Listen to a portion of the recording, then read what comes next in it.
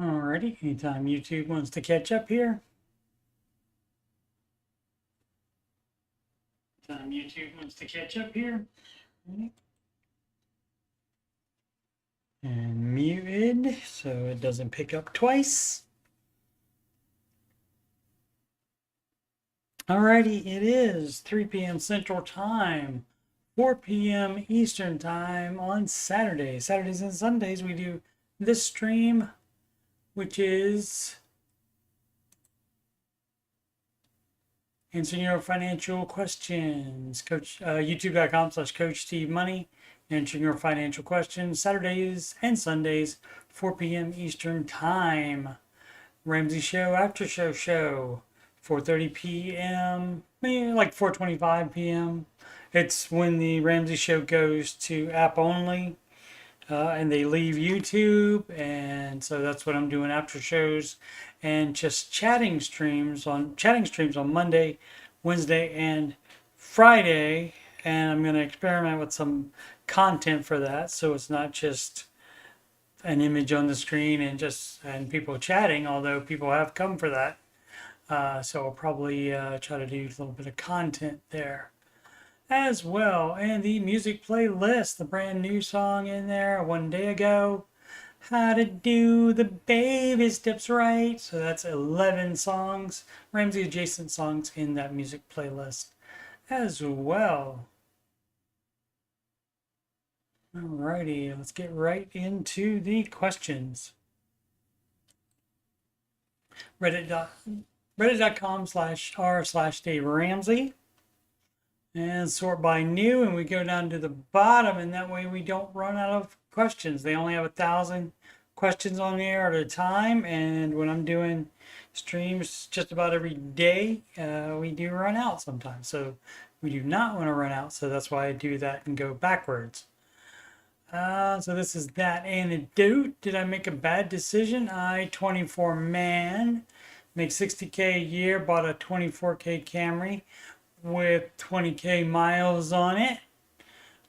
Just realized my wife and I were expecting. Realized? We don't really, you mean you found out. It's not realizing it. Was this a bad financial decision? Yes, I'm not sure if you've ever heard of Dave Ramsey before. Have you ever heard him say, get a car loan? No. No loans. No debt. He's the anti-debt guy. So that's going to be no. For reference, I had 10K put down. Since I was selling my previous vehicle, so I got about 14K left. I'm assuming on the loan, guess how much money you should have as an amount that you owe for debt, other than a mortgage for a house you live in. Guess how much for cars and any dumb crap on credit cards and stuff like that? Guess how much? Donut. Donut, babe. That means none. So you're doing it wrong.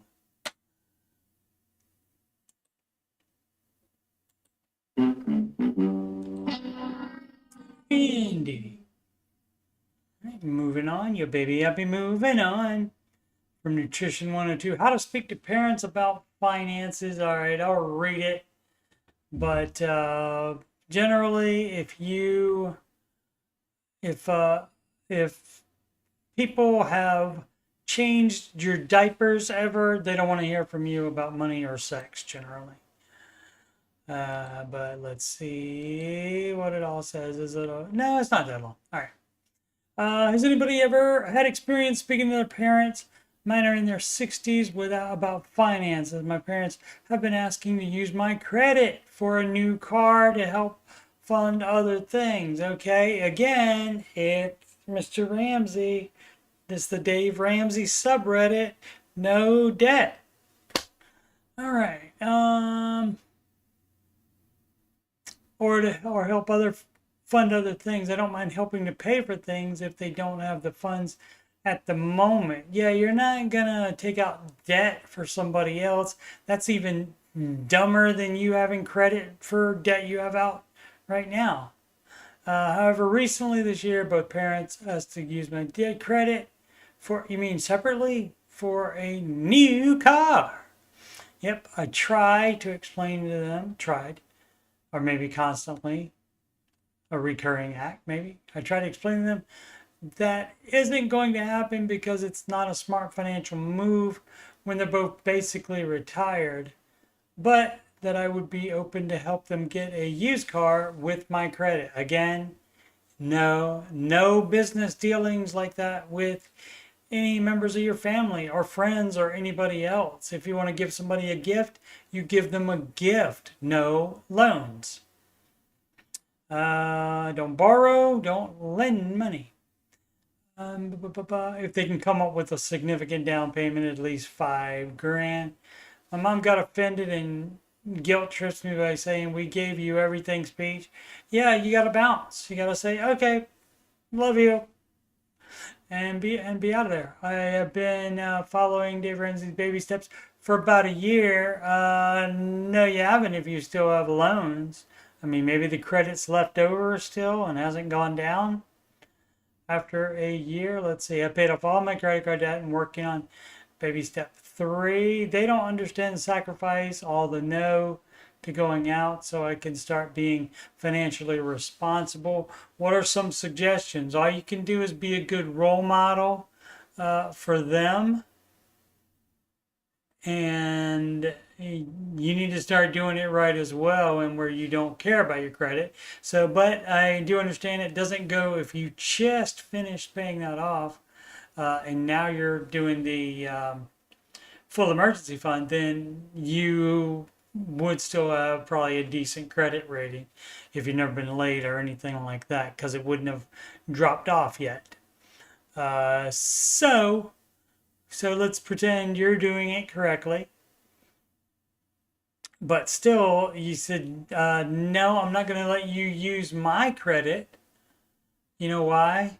Because I'm not even using my credit anymore because it's dumb to go in debt. So you can just tell them that. And if they don't want to hear about it, which I would expect, since you already, if you don't do exactly what they want, see, that's the problem with family.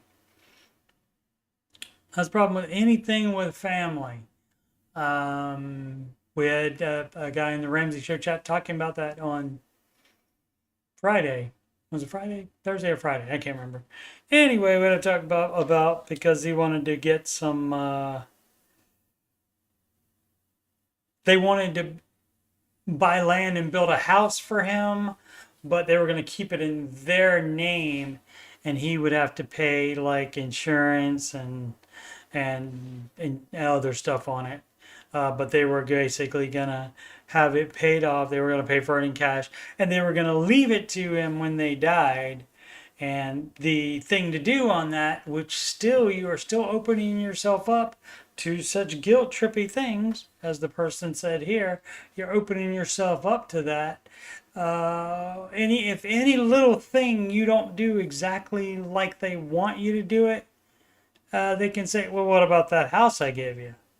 And so that's why you don't do any financial transactions. And that's even a gift. So a gift is acceptable if you want to give a gift. That is fine, but that could still ruin your relationship with family or friends. And you definitely don't do any business dealings or anything like that with anybody else. So that's a no for me and Dave, dog. As far as doing that, helping them out that way. If you want to give them a monetary gift to help them buy a used car, that's fine. But that's not what they want. They want to get a new car and they want to use your credit for it. So you not doing that, that's going to cause problems. And so at this point, there's probably already going to be problems no matter what you do, unless you do exactly what they want you to do. So, and that's why you just don't do it. You make it it's not just a guideline. You want it to be a rule. You're not doing any business transactions. And as I said, a gift is acceptable, but you could still run into problems accepting a gift from somebody. And if you give a gift to somebody, you might feel, as the kids say, some kind of way. about it if all of a sudden you suggest that they do something and they don't want to do it, or you don't like the way they're doing anything, and you can say, well, what about that gift I gave you? And so that messes up relationships. So that's a no. Again, a no from Dave, and I'll second it. Not that he needs seconding. Nikomu, snowball method versus double paying. Snowball method has been proven for 30 years. Millions of documented success stories. Your double paying thing has not. There's no other financial advice out there that has anywhere near the track record of Mr. Ramsey. But let's read this anyway. I have some student loans, just student loans, equaling approximately $31,000 in total. And of the 9 loans I currently have with this loan provider, they range from 9% lowest and 15% highest interest rate. And you pay the smallest to largest. That's the snowball method. Smallest to largest, and basically the snowball goes uphill because you're paying off the smallest one first, so you get rid of that one really quickly, and you say, wow, I can do this, I got one down already, and then you keep going there. With you doing double paying or your own little plan or the avalanche method, which does the highest amount first, most people lose, the average human would lose interest in that and get discouraged and no longer continue to pay off debt. Let's see, 31,911 the range from highest interest rate. I've been paying the monthly minimum, which is $530, and that's exactly what they want you to do. That's how loans work. They are making money off of you like that, and they are fine if you just pay the minimum, and therefore you pay the most interest. You pay an interest the rest of your life that way. And every other month I pay doubling it. That thanks to my very generous grandfather. I recently heard of the snowball method and was wondering if that would be more efficient to put all the extra cash I receive and just pay the minimum of my other loan, or just continue what I've been doing by paying them equally. What would the people here personally do? This person that is here would personally do what I actually did myself. It's follow the freaking baby steps. It says pay off all debt except the house using debt snowball, and that means smallest to largest. It doesn't say, well, go off and check somebody else's advice and mix my stuff with things that you hear. There's no stats on that. No stats on that. 7 baby steps, Dave's advice, millions of documented success stories. Anything else, not millions of documented success stories. Nowhere near the track record. So I do say this quite a bit. It's your life and your money. I support your right to do whatever you want to do, no matter how dumb it is. So you knock yourself out. You can do it however you want. And you don't have to, you know what, you could just do what you're still doing and not ask anybody in the subreddit. And not even look at Dave's baby steps to compare it to, and then try to make it match or do whatever you're trying to do. You can just do it and we won't even know about it. You could do that. Series Infamous 7014. Single mom saving for house.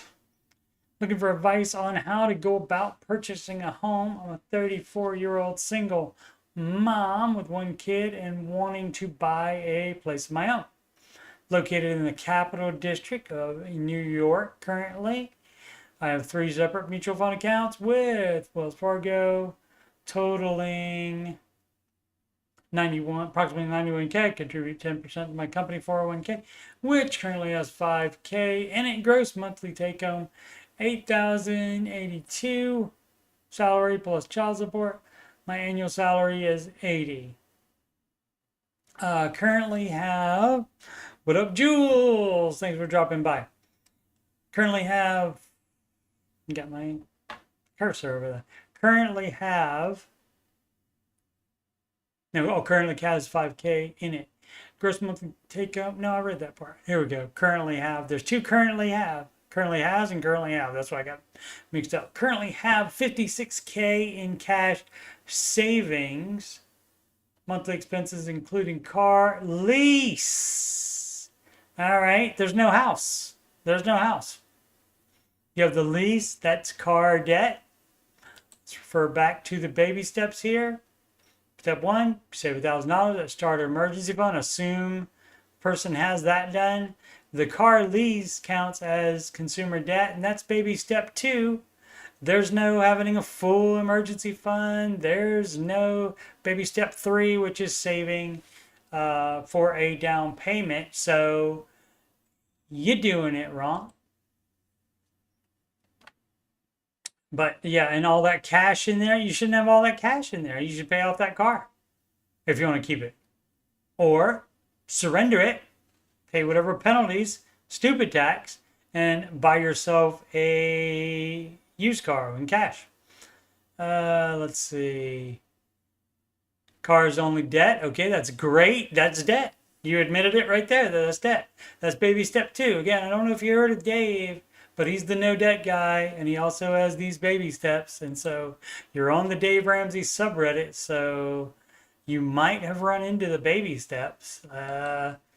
Nobody thinks that they apply to them. Everybody thinks that they're the exception, or they just want to do their own thing, which is fine. But you don't have to ask anybody or run it by Ramsey's advice to do your own thing. Let's see. My hope is that by spring 2025, I'll be in a good place to purchase a small home. Oh, okay. I thought you were talking about doing that today, but still, you would not have that 56K for a down payment. Or your full emergency fund. You don't save the full emergency fund until you have all your debt paid off, and your lease car counts as that.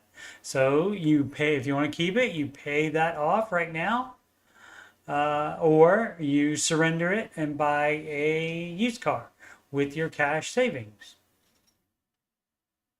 Let's see, but I'm not going to put every penny of my savings into the down payment. I've owned a home before with my ex. Well, you shouldn't. You should have a 6-month emergency fund. Emergency fund with 6 months of expenses before you even start to save the down payment. So again, you're doing it wrong. Home before with my ex, bought a home, owned a home with the ex. So I'm aware that things break and cost a lot to fix when you own a home. And that's why you do need the 6-month emergency fund, even if you're single. And if you have a child, I would also suggest a 6-month emergency fund.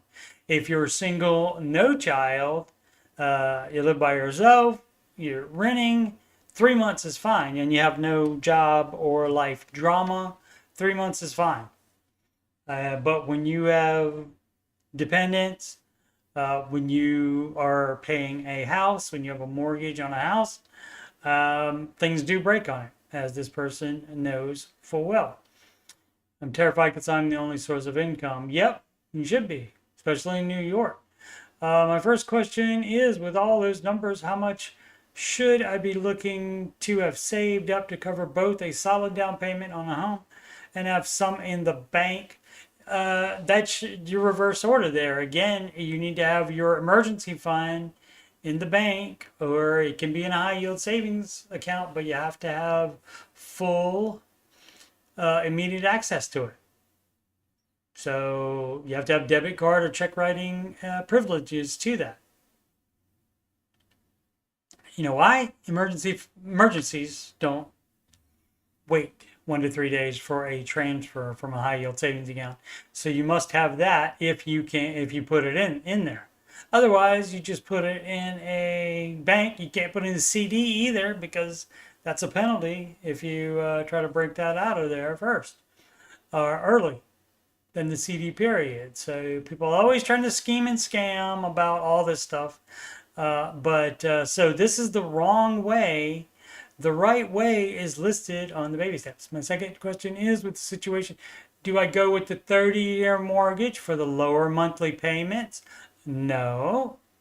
Have you not heard Dave say anything about buying a house? Are you not familiar with them? I mean, I guess people can find this subreddit and decide to post on here without ever having heard of Dave Ramsey, but I don't know why you would. Why would you?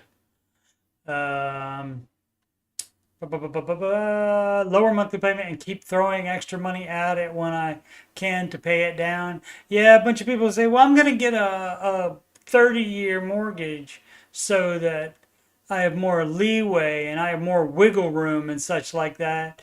And those are the exact people that do not pay it off early. They end up taking the whole 30 years just so they have the more wiggle room and they can spend more dumb money instead of making paying the house off early a priority. So that is why you get the 15-year. It is the way to go. So apparently you've heard Dave is down with that. So, but what you should do is right here in the baby steps. Now, granted, it doesn't say 3B, save for the down payment in here, but you have some stuff to do. Now, 2025 is what, a year and 4 months away.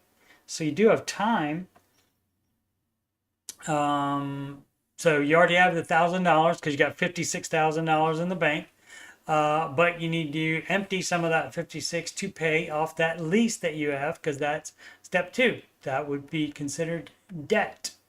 Again, you can surrender it and buy a different car used, or you can pay that off. Either one, if you want to keep that particular lease car, up to you.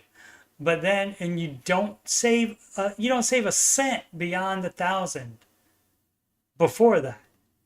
Now, if you got known expenses, you can do what's called sinking fund. Like if you're pretty sure you're going to need tires this year, you can start doing a sinking fund for that. But you don't do a general sinking fund for just anything. Again, that allows you to not be intentional with money because you're saying, well, I'm just going to save a little bit over here and over here and over here. And then that way, if I want to spend money sometime, I can. And that's not being intentional with money.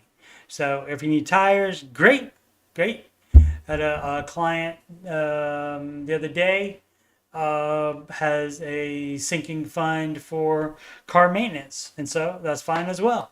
Because you will have to get car maintenance. That's a definite known expense that will be coming up. So you can have a sinking fund for that.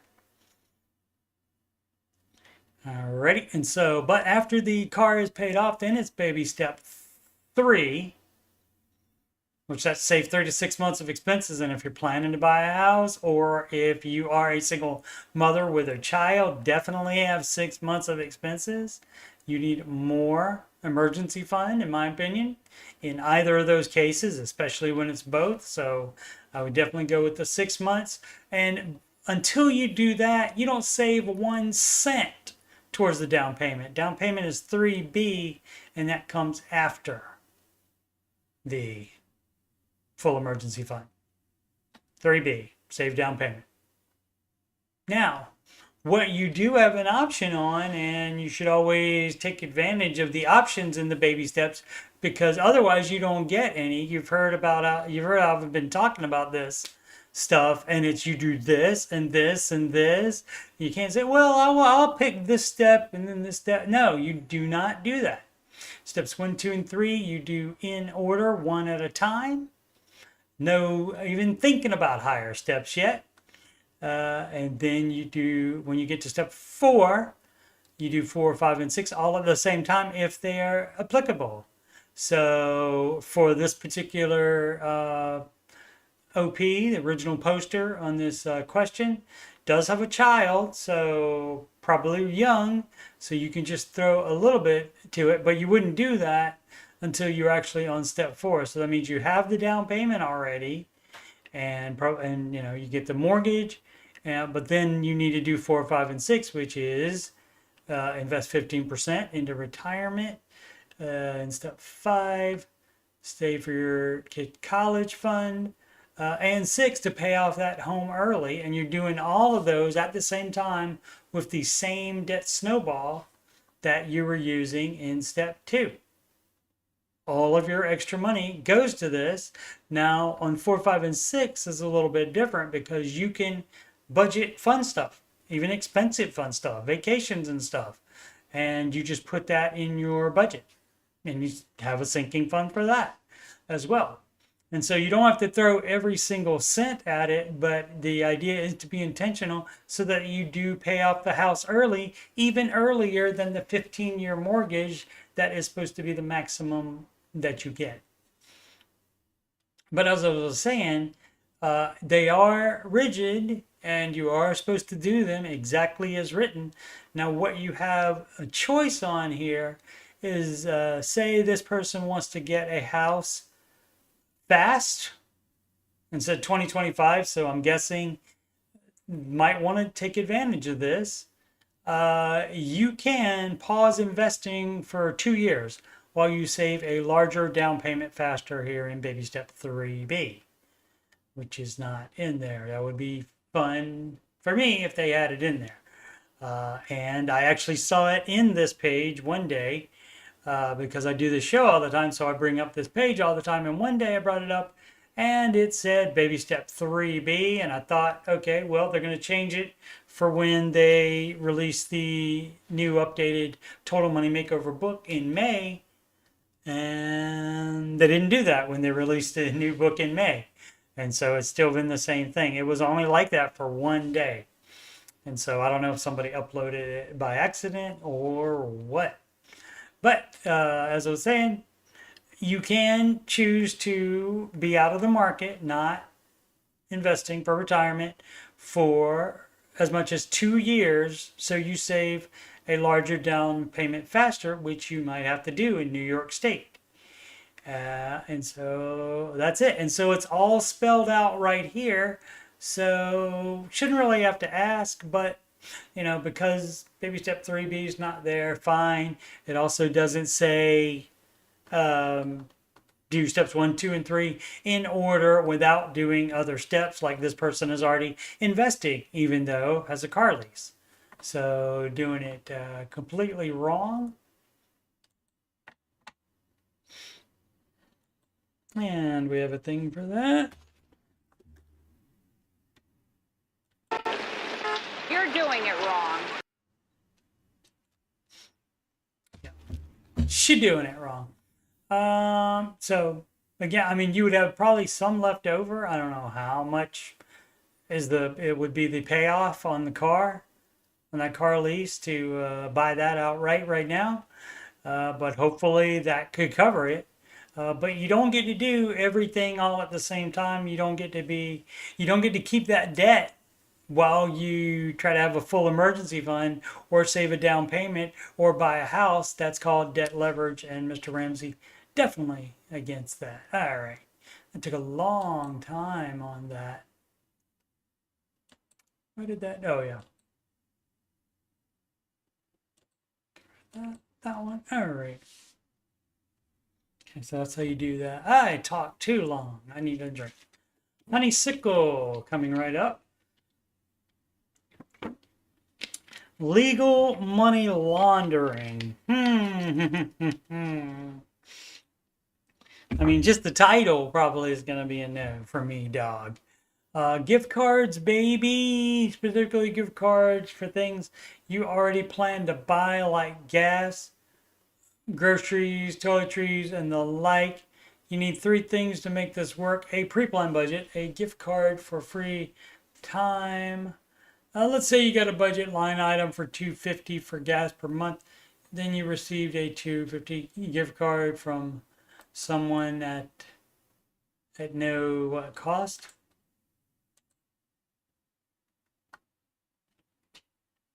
From someone at no cost to you at the start of the month for any gas station. Okay, great. Just use up that gift card, but don't track it on your budget.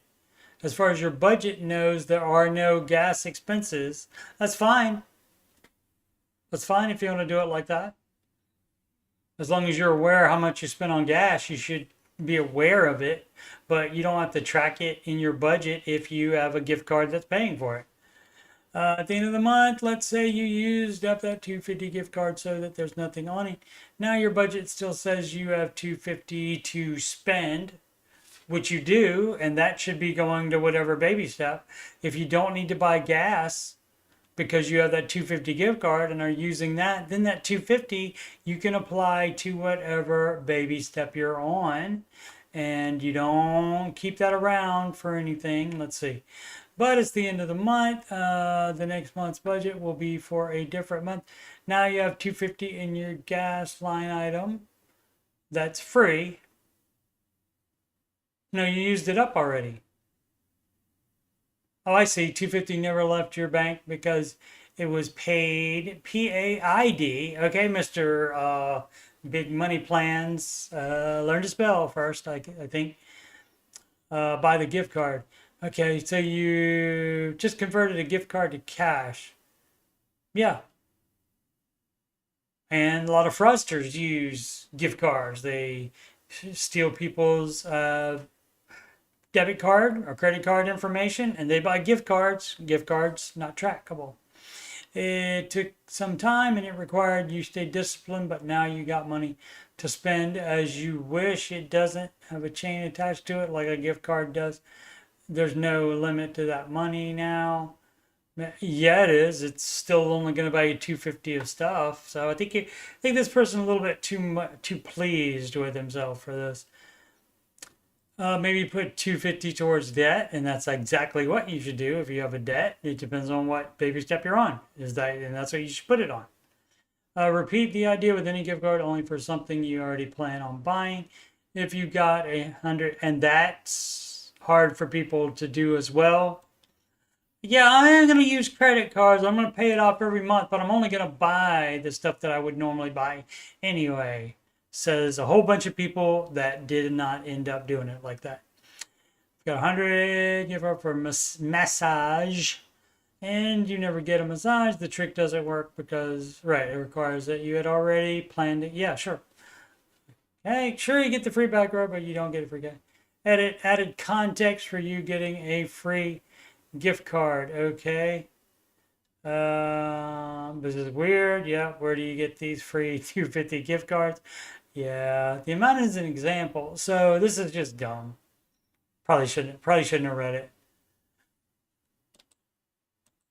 Just dumb. But I mean, that's exactly what you can do though.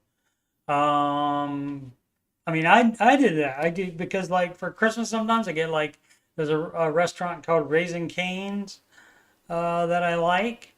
And so my kids often get me a gift card for Christmas for that restaurant. And I don't go extra times. I just like would get it normally like once on the weekend. I would get it once every weekend. And so I would just use the card for that. And then I would apply the cash to whatever baby step I was on. And by the time I started doing that, I was already on steps 4 and 5.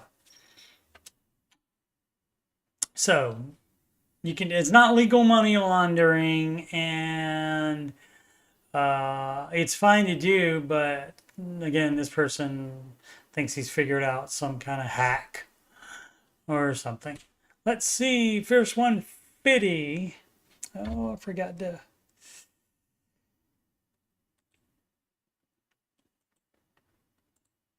There we go. What up, Sid? How long did I meet her? Oh, she just got it. Great. Okay. Because when I changed to the stream software to play the clip, I forgot to change back to the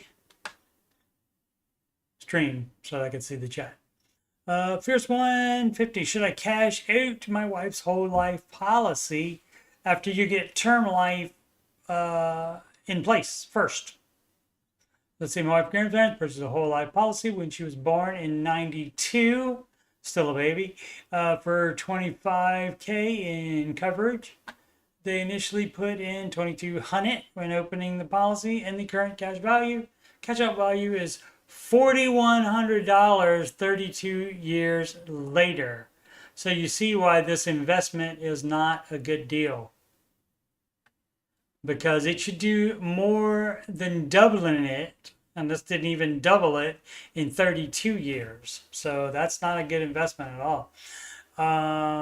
So that's why the advice is you get term life, which is a whole bunch cheaper, and you can invest the difference and make a whole bunch more money if you need another type of investing. But of course, you would apply money instead of using it for something else. You would apply it to whatever baby step you're on. Let's see, at this point, the dividend the policy makes per year covers the premium. Personally, I feel the 4,100, which would be around 3,600 after taxes, would be better served being invested and then paying for a term life insurance policy for both me and my wife for 30 years. You have to get that in place before you cancel the whole life. And the reason is something could come up where the person's not insurable. Who knows? Get the term life insurance first and then cancel the whole life policy. Greater coverage, what's your opinion? Yes, do that and cash out that whole life policy. Absolutely. Take the money and run. Yep. And invest and grow it now or have the 25K 100% guarantee for basically free of charge at this point. No, you would not keep the whole life. And you don't necessarily invest the difference either. You would apply it to whatever baby step you're on. Oh, another one. 2 in a row. 2 different people. 3 hours apart. Gen X Reader. Sid says, hello, hello. Hello, hello. I don't know why you say goodbye. I say hello. So I do a little bit of singing on this. I just don't do like a whole song with the music like I do in the after show. Before I became a whole life insurance better than none, yes. And this is what I was just saying on that other one. If you're uninsurable, if you can't get term life insurance, then the whole life insurance is better than none. But before I became a big listener, Dave, I signed up for whole life insurance. It's a $50,000 policy that I pay $53 a month for. I think I've had it for 5 years. The reason I purchased it was because I have major health issues that make term life insurance very cost prohibitive for me. Okay, and the whole life was cheaper in this case. I'm 50 years old at this point. Should I keep the policy or cancel? Any better alternatives? I just didn't know what I didn't know back then. All right. You can check into it. I don't know. You can maybe ask your doctor, or you can ask the whole life insurance doesn't want to. People aren't going to want you to change to anything else from that because they make the most money off of this. But you can call up Xander Insurance, Zander, insurance.com, and you can call them up. They are who Dave recommends, and you can ask if you can't get term life. Is there anything you can get because of whatever your major health issues are? And it could be dependent on exactly what those major health issues are. So yeah, so you would keep it in this case until you can get a different kind. And if you can't get a different kind, you would keep the whole life insurance. Substitute app for every dollar. This from Talahina. Living in Europe, can't download the Every Dollar app or the Ramsey Network app. So you can't watch the final 40-some-ish minutes of the Ramsey Show video on YouTube. And that's why I'm going to do a stream approximately about 4:25 is about when that happens, between 4:25 p.m. Central and 4:30 p.m. Central. Somewhere in there is when they end the video and go to just the app, exclusively the app, and you cannot get it in any country except the United States of America. And that, again, applies to the Every Dollar app as well. Are there non-Americans facing this problem? Yes. Is there a good and genuine substitute for every dollar? Thanks in advance. There's one called YNAB,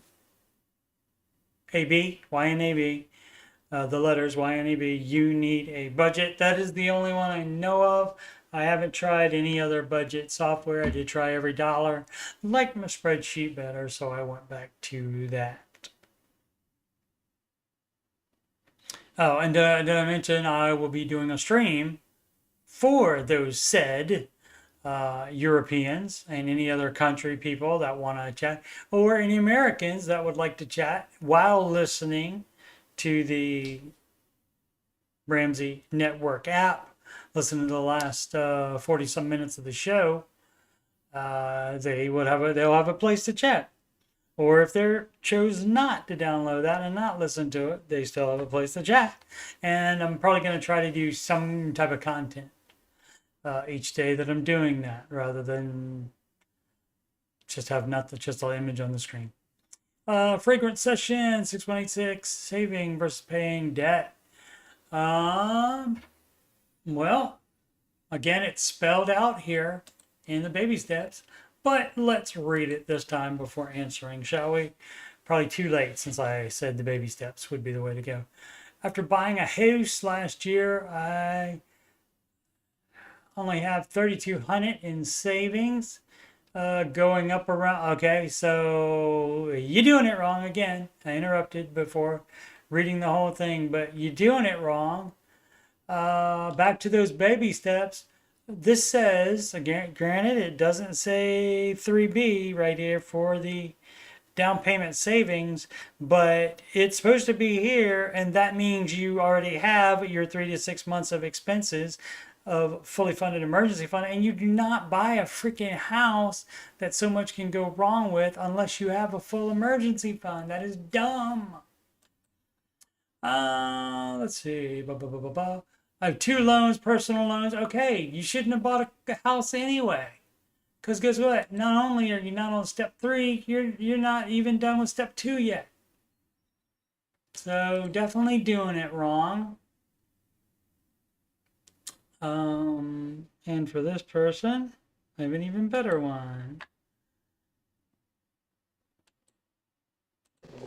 If everything you're doing is bad, I want you to know this. Yeah, I want that person to know as well.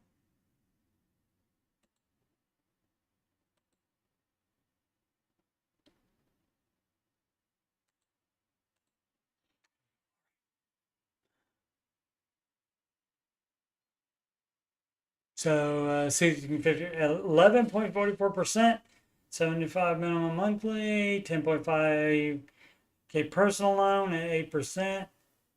Plan was to get to 5K emergency savings after you buy a house. Dumb. And then throw money at the smaller loan and then the bigger loan. Is this the right thing to do, or should I stay at 3,200 and start throwing money at the loans now? You should go down to $1,000 and buy and do that now and pay off your debt now. $1,000 is step 1. Doesn't say save more than that before you start paying off debt with all your extra money. So you would do step 2. And we got to look at this house. If you bought a 30-year mortgage, you probably can't afford it. So especially with this debt, but I mean, you can choose to keep it. You make $43,000 a year. Okay. So that, what does that say? 86 and 22. So that's $108,000 mortgage that you can do. You say put down a, doesn't say what down payment, but so, and I'm gonna guess bought more than that, and I'm gonna guess lender lended this person more than that, just because that's what they do. They will always loan you way more money than they should, but I mean, I don't know. I mean, if it is only $100,000 house, and you decide you want to keep it, well, then you're sacrificing in other areas. You're not going to have a life while you pay off the debt and have an emergency fund because you went ahead and got a house when you shouldn't have. And then once you get the full emergency fund, then you can go get some takeout every once in a while. Still wouldn't recommend a sit down restaurant until you get some equity in that house if it's on a 30-year mortgage. All right, Indica High. Hi guys. No, different kind of high. Could buying my dream car ruin my life? Yes, it can. I'm glad you asked. 24 years old. You know, I mean, I was doing dumb stuff then. I did get a car loan when I was 16. Let's see, was I out of that by then?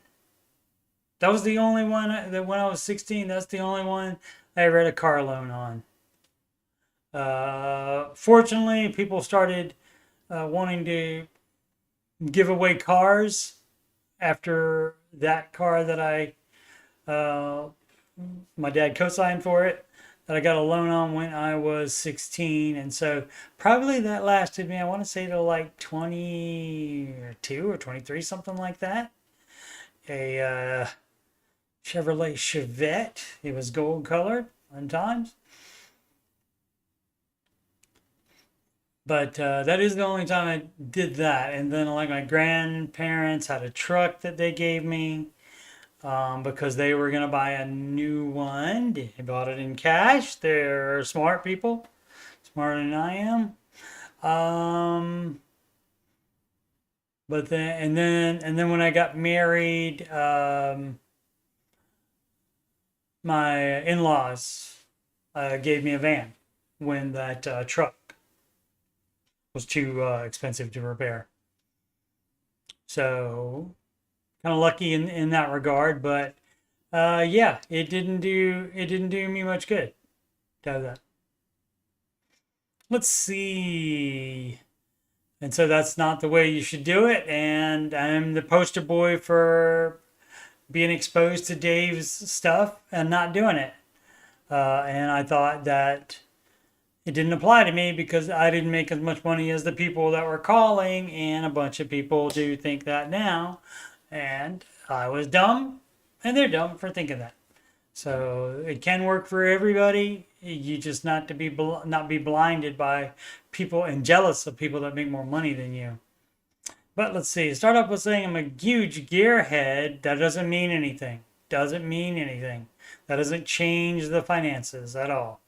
And have a huge passion doesn't change the finances at all. For automotive, and loved everything about cars my whole life, doesn't change anything. I've never been the type of person that needed the nicest things or felt the need to go on vacations, but except for cars, right? Or let's see, or anything. So I do save a lot of my money. But unfortunately, shocker, I gravitate towards a very expensive hobby, automotive. Finally starting up my career, and I'll be making around 50 to 60K a year to start off. My current car, 2014 Infiniti Coupe, is getting old, starting to wear down with 120K miles on it. It shouldn't be wearing down with 120K miles on it. Shouldn't be doing that soon. Especially if you're a gearhead, then you should know how to, and you know everything about cars. You should know how to fix them. Hopefully you know how to fix them. Hopefully that's what gearhead means in this case. And you should be maintaining it so that it gets more than 120 miles before you have to get a new one. I'm going to go ahead and guess you just want a new one. I do still owe $4,000 on it. Yeah, you do. No loans on cars. No loans on cars. I thought with me making more money in a newer career, I'd treat myself by getting in the car market and buying my dream car or six. Yeah, that can ruin your life. Because guess what? Then you're going to want another one. And the banks will always loan you more money than they should. And so, yeah, it can get away from you. And so it could ruin your life. Best not to chance it. Sufficient air. Doing too much talking. Oh, that's right. It's a stream. I have to. What up, Aslin? Lovely to see you people today. Sufficient Air 8135. How to budget 2 different size paychecks each month. All right. Let's read it. Unfortunately, it's only this amount. There's nothing extra. This is a fairly simple question. Sort of. I've been getting paid once a month and doing Ramsey $0 budgeting. Now I will start getting paid twice a month, as I will have 2 different jobs. Excellent. That is approved. Each month, because that means debt paid off sooner. That means getting the baby steps done sooner, as long as you have 2 different jobs. Each month, one of the paychecks is a larger amount, 3 times the amount of the larger one, doesn't matter. And one is a smaller amount, doesn't matter. How would you successfully budget these using every dollar type budgeting method? Now making it work in every dollar, that I have no idea on. I mean, you would just add them together for the monthly income. It just has a spot for monthly income, right? So, Sid, you know about that? Anybody else in the chat know about that? I think it just has a spot for monthly income. So it doesn't matter if it's from 2 different jobs. Doesn't matter if they're 2 different amounts. So you would put that in for monthly income. Or maybe you can change it to budget by week or by bi-weekly, which is 2 weeks. Or if you have to do it just by the month. But if it's just by the month, you would put the total of from both jobs in there. So let's see. Maybe you would say to do a budget every 2 weeks. You can. It's up to what. Hey, you can do whatever any of that stuff you want to do. Budget every 2 weeks. Have 3 or 4 different accounts you transfer money to, just so you don't overspend. If that keeps you on budget, more power to you. I support anything that keeps you on budget. But what if I wanted to use some of the money from the larger paycheck after those first 2 weeks? Well, you wouldn't. Now, $0 budget, that doesn't mean you have $0 in your checking account at any time. That's not what that means. What that means is you've spoken for every dollar. And if you have money in there, that just means those dollars are going somewhere. Theoretically, that would be before you get the next paycheck. And so you do have to have float money to get you from one paycheck to the other. But maybe the bill is not due right that second, or the loan payment not due right that second. And so you have a week or so before you send it. But it's still going to come within that 2-week period. So, I mean, you can even do, I mean, my pal Matty Bags used to make payments every day. So he would get that money gone so he couldn't spend it, and so you could see the progress. And so you can do that. But also you could wait until the end of 1 month, and then when the next bill is due, then you would send that leftover money. And the problem with that, though, is if you see that in there, you can't be like, oh, that's extra. No, it's not. It's going to be extra on your smallest loan, or whatever baby step you're on. It's going to go towards that, but it's going to, or expensive, if it's expenses, it's gonna go I lost my train of thought. Hashtag dementia. Maybe today, Sid. Maybe today, Sid, on dementia. Oh no. So you actually do the whole month, and then the amount you have in there, you can wait and do it right at the end of the month and send whatever extra is in there, but you do still have to have enough in the checking account to pay for whatever bills are due before you get the next check. So I'm not really doing a good job explaining it well, But as I said, you don't go down to zero on a zero-based budget necessarily. If timing all works out, maybe, but generally you wouldn't go down to zero. But you wait to see how much extra you had for, say, July, and like right about now, sometime now or whenever, or right on August 1st, you would send that amount, that snowball amount, to the lowest debt if you're on baby step 2. So again, I mean, you put all the money together. And so, like I said, I think from what I remember, I think you put in the amount of income you get every month. And so you would just have to figure that out. As far as, are they just 2 different sizes, or are they alternating? Just says 2 different sizes.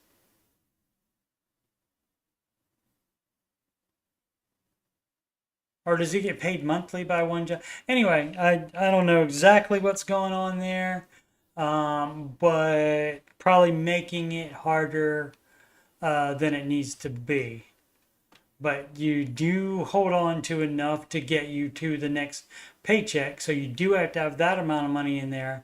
But otherwise, everything else should be sent to whatever baby step you're on, or put in. If you don't have any debt, if you have the full emergency fund already, you're already investing, to put into whatever sinking fund for fun you would like to do, or you put it extra on the house or towards college, whatever applies to you. Let's see. Aslan doesn't know anything about $1. To schedule for the bills to be paid when you get the big paycheck and fewer of them for the smaller paycheck. Right, and you can do that. You can ask as well for any bill payments to be done after you get the large check. If you only get 1 check a month, you can have everything come after the large check. And yeah, that's a good idea. I did not think of that. Good job. Horse Drowner 2. Managing my father's house sale and his 401k. Just learned about all of this financial stuff about a week ago. Well, then you're not ready to manage your father's house sale and 401k, sir. A week, probably not enough time. I would suggest an estate planner, or at least a probate person. Something like that. Let's see if he has a will.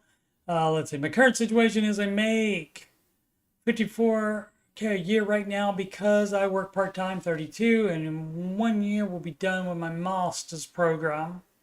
And then we'll have a job that pays roughly $110K a year, so doubling it with the master's. Hope you didn't pay that much for it. Starting out, I currently put 4% in 401k. You're doing it wrong if you have student loans. And employer matches up to 2%. And then I also put 4% in Roth 401k. My employer matches up to 2%. Okay. Right. And that has to go into, well, I mean, you should max out the Roth 401k first, but that doesn't have anything to do with his 401k or the father's house. You can roll that, the inherited one. I think you can roll that into yours, or you just have to roll it to a separate IRA. Where are we? Own a home with $300,000 left on the mortgage. Boop, boop, boo, doo. Should this person have a $300,000 mortgage making $54K a year? The answer is no. That would be approximately, what is that, 108? And then 22, $130,000. So he's doubling it. So guess what? Probably got a 30-year mortgage as well. And of course, the bank will lend it to, or some lender lent him the money. Payment is $2,350. I have 2 roommates who pay me rent. So my monthly mortgage is about $850. We pay utilities. Yeah, until they decide to leave. So pretty dumb, not smart at all. My car is paid. Again, somebody else doesn't know how to spell paid. P-A-I-D. I have a student debt that will be about 66K once I graduate. Not currently getting, nor do I have to make payments on it. What would Dave do? None of this crap. He wouldn't do. And you didn't even get to the father's house sale and his 401k. You didn't even get to that within the first, what is this, 6 lines? Let's see what else. I mean, this, I should have saved the everything you're doing is bad for this person. Because everything he's doing is bad. Boom, boom, boom. I save and budget very well. Not well enough. Oh, wait, hold on. I missed some of the stuff. We don't want to miss any of this content goodness here. The car is paid off, spelled incorrectly. We got that part. Student debt, so got that part. Nor do I have to make payments while in school. That doesn't matter. You pay it off as soon as possible once you get to it, but you have other dumb loans as well. So you would pay off the other dumb loans that are a smaller amount first. I have no other debt. I do not want kids ever. 100% sure. All right. Saving budget very well. Nope. You do not. Not having all the loans and buying a $300,000 house, which could have been more. Well, to the point where my expenses every month is about 2K. That is including my mortgage.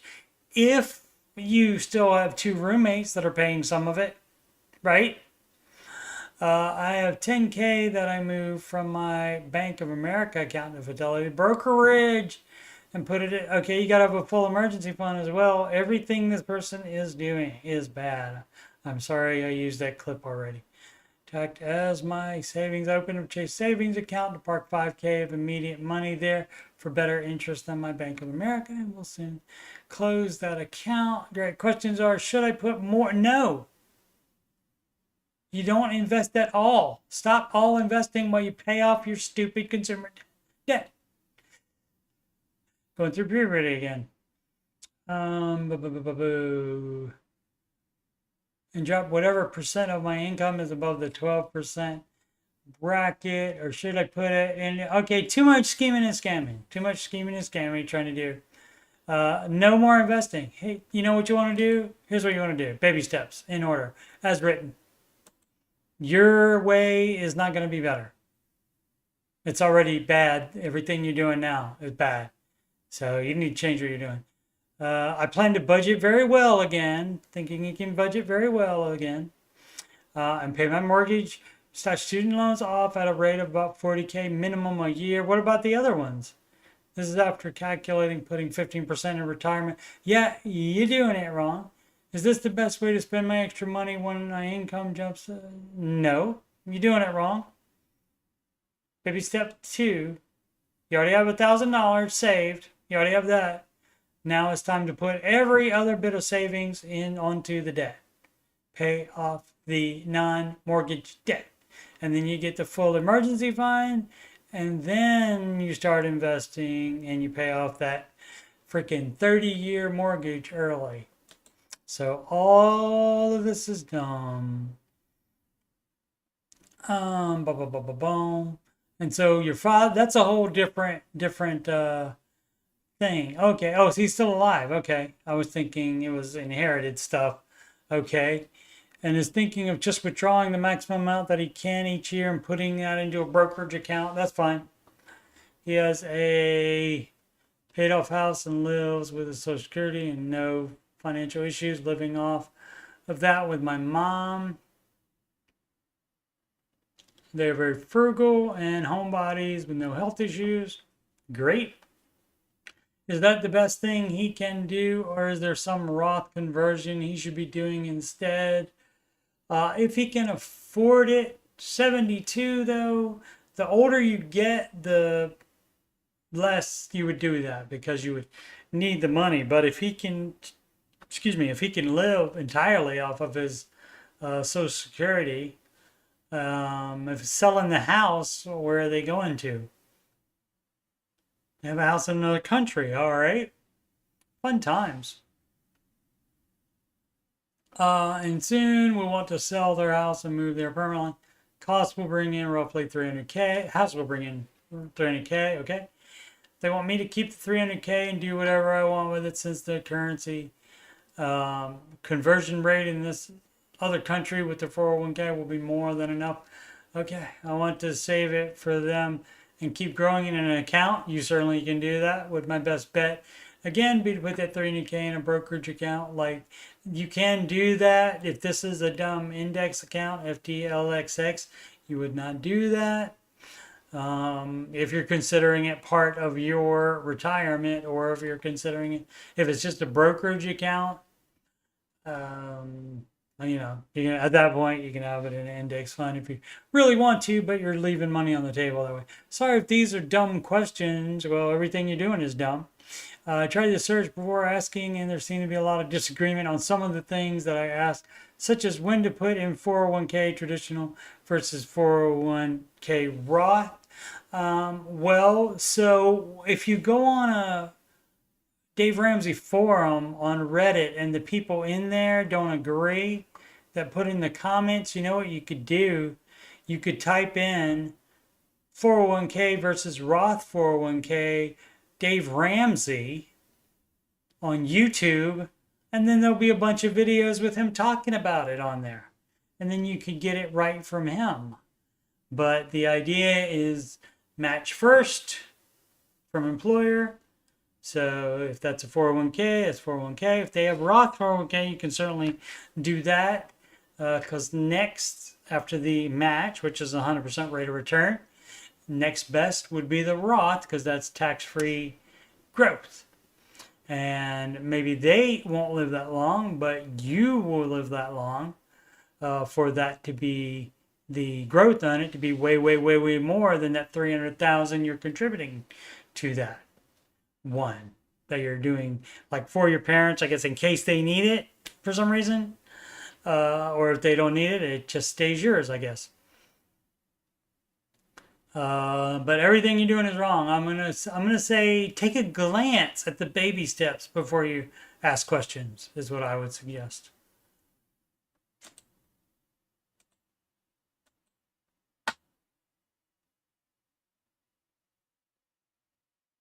Caleb Hammer would love that one, wouldn't he?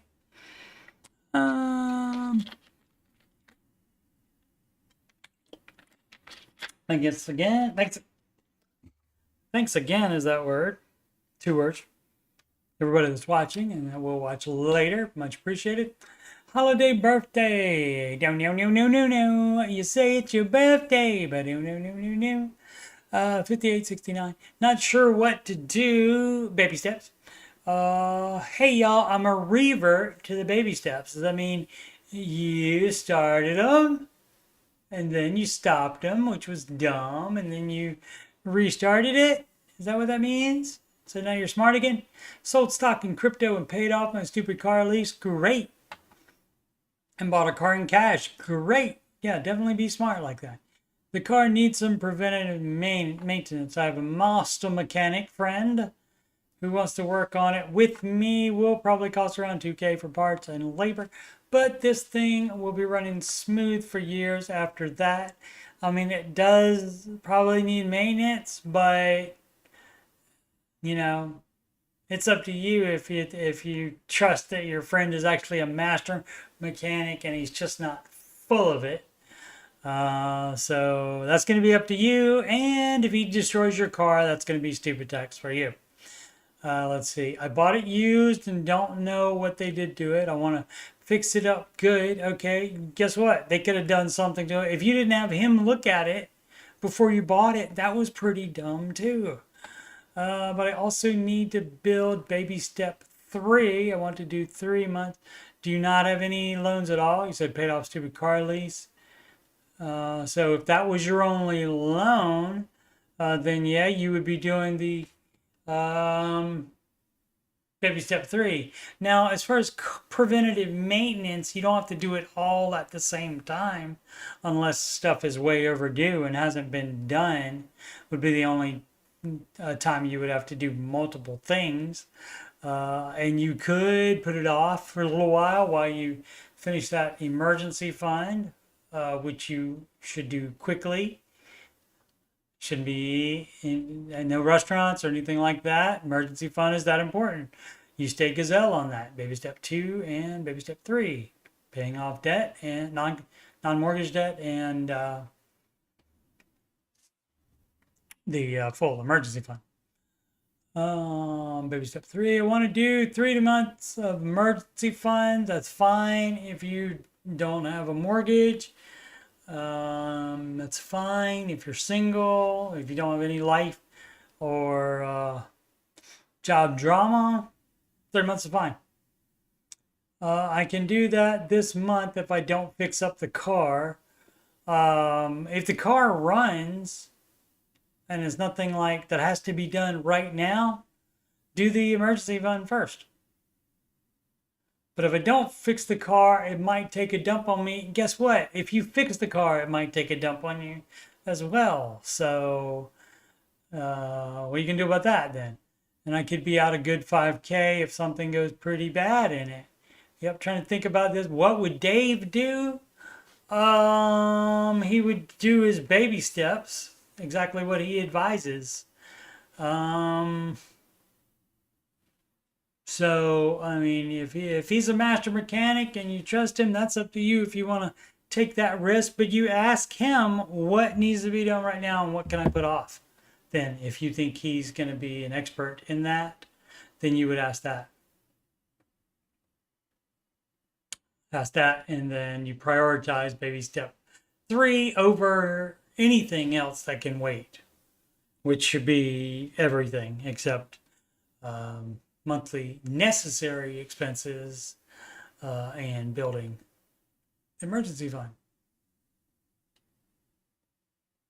Nirvana, down to down, down, digga, digga, down to down, down to.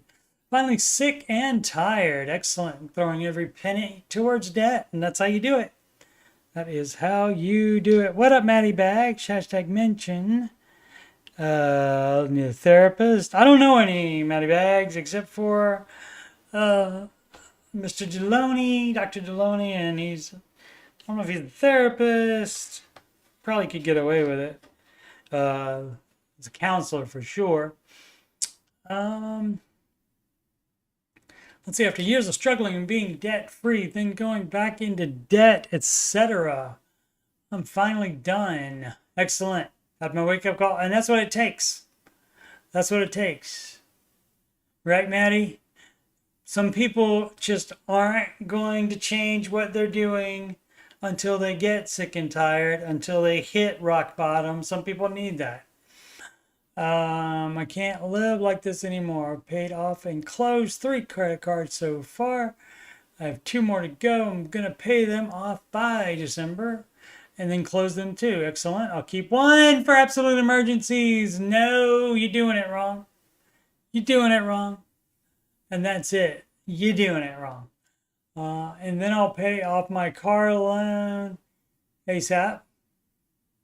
Blessed to be able to pay off about 5 to 6K of debt each month. So it'll go quick, but the anxiety of it is killing me. My loneliness is killing me. And I just want it to be done. Sorry for the rant. I just needed to get this off my chest. Everything is fine here except keeping a credit card for absolute emergencies, because everybody says that. And then they use it for something that they want. So that doesn't work. So that's why you pay off all your debt and you close all of the cards. That is the advice from Mr. Ramsey, and I will second it if he needed a second. Cookie Used 2710. Should I sell my car to pay off student loans that have interest? Well, even if they didn't have interest, you want to pay those off as soon as possible. So it's probably Like, but you wouldn't sell a car that's worth $4,000 and then turn around and buy another $4,000 car if there's nothing wrong with that $4,000 car. Let's see. Hi guys, I'm a college student entering senior year. Just accepted an offer, full-time job after school, and will be working part-time with the company until then. Great. Graduate after the fall semester, and will be graduating with around $18,000 in student loan debt. Not advised. 15% interest. Doesn't make sense for me to sell my 2015 Honda Civic, take that money and pay off my student loan debt. I know it won't cover all the debt, but I could then use saved money to pay off the rest. Hopefully that means saved as you go, not a chunk you already have saved and is sitting somewhere, because that would be doing it wrong. I could then buy a car with 0% financing. No, that's not how it works. That's not how it works. I mean, if you're going to be doing that dumb crap, there's no need to even ask. There's no need. I mean, why bother paying it off? Why bother paying stuff off if you're just going to keep taking out debt? Just keep the debt on the current car. Why do one with 0% finance? Pay the monthly payment without having to worry about the accumulation of the student loan debt interest. This is dumb as crap. You are a cookie user. Oh, sure. Well, let's see if there's any new ones since we started. Not hot. We want new. Two more. Credit card payment. Try to figure it out. Just paid $14,446 towards my credit card yesterday. I feel pretty good. My balance now is $4,464.23. Can't wait to get rid of it. Excellent.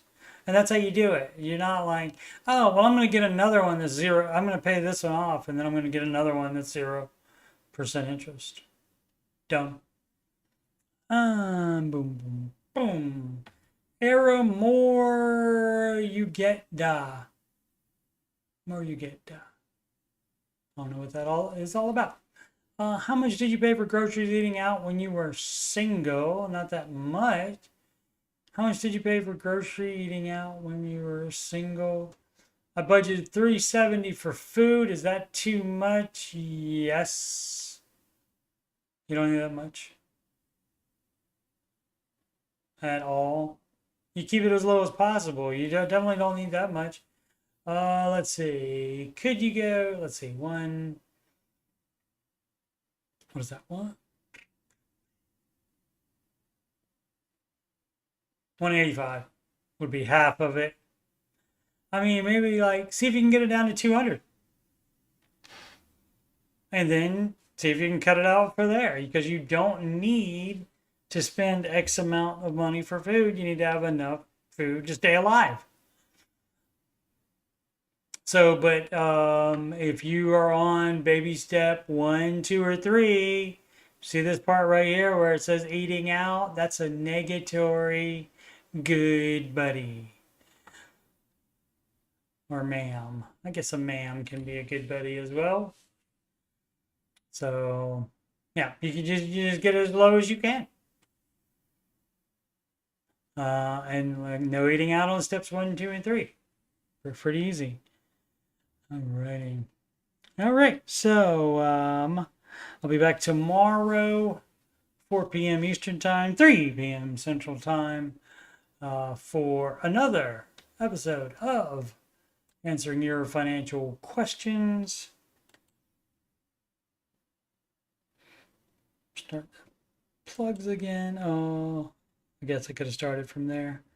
I'm a Ramsey Solutions Certified Financial Coach. And you can schedule a free financial coaching and consultation /calendly.com/coachstevemoney. You can email me about coaching or anything else on my YouTube channel, coachstevemoney@gmail.com. Channel donation, go to paypal.me/coachstevemoney. Alternatively, donations go Cash App, $CoachSteveMoney. Or a Walmart gift card to coachstevemoney@gmail.com. Also, there's super chats. I got my first super chat the other day on a game stream. Upcoming streams, of course, answering your financial questions. That's this stream. That will be tomorrow, every Saturday and Sunday, 4 p.m. Eastern Time. The Ramsey Show After Show probably through September at least. I'll be doing it Tuesdays and Thursdays, 6 p.m. Eastern Time. And then I'm also doing the Ramsey Show Chat Refugee streams, where I may or may not have content for that, but it will be a place where you can chat starting about 5:25 Eastern Time. That's Mondays, Wednesdays, and Fridays. Again, I may try to have some content for that. That's when the Ramsey Show goes to their network app, and that's the only place you can see that particular last radio show hour, which is about 40 some minutes in video form with the radio commercials taken out.